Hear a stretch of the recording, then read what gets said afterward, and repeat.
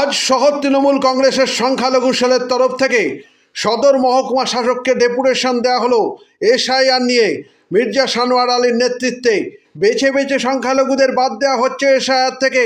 এই নিয়ে তারা এসডিওর সঙ্গে দেখা করেন। এসডিও তাদের আশ্বাস দেন দেখবেন বলে। পরে এই ব্যাপারে সংখ্যালঘু সেলের শহর সভাপতি মির্জা সানোয়ার আলী জানান। চুঁচুড়া থেকে প্রবীর ঘোষালের রিপোর্ট।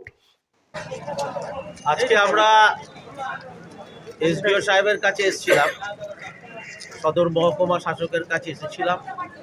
এই এসআইআর নিয়ে যে একটা নোংরামি চলছে নির্বাচন কমিশনের দ্বারা, মানুষকে মেরে ফেলার চক্রান্ত হচ্ছে নানানভাবে, তাতে সবাই কম বেশি জড়িত। মানে বিএলও থেকে শুরু করে বিএলও অনেক মানুষ আপনারা দেখেছেন।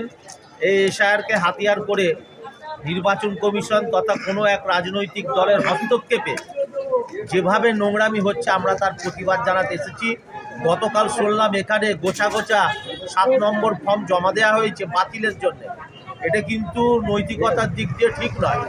যে যার এলাকায় বাতিল সেখানে বিএলও থাকবে এবং সেখানকার যারা কর্মী থাকবে। অন্যান্য জায়গায় অপরিচিত মুখ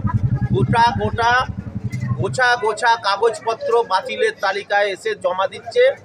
আমরা এর জন্যে হুগলি জেলা তথা চুঁচুড়ো শহর সংখ্যালঘু সেলের তরফ থেকে আমরা মাননীয় এসডিও সাহেবের কাছে গিয়েছিলাম, গিয়ে তাকে ডেপুটেশন দিয়ে এলাম। এই কারণে সৌজন্য সাক্ষাৎকার হলো। আমরা কোনো এই বিষয় নিয়ে অনৈতিক কার্যকলাপ করব না। যেহেতু এলাকাটা 144 ধারা, আমরা ওনার অনুমতি নিয়ে ওনার চেম্বারে গিয়ে কথা বলেছি শান্তিভাবে, এবং উনি যে কজনের অনুমতি দিয়েছিলেন সেই কজনই আমরা ভেতরে গিয়েছিলাম।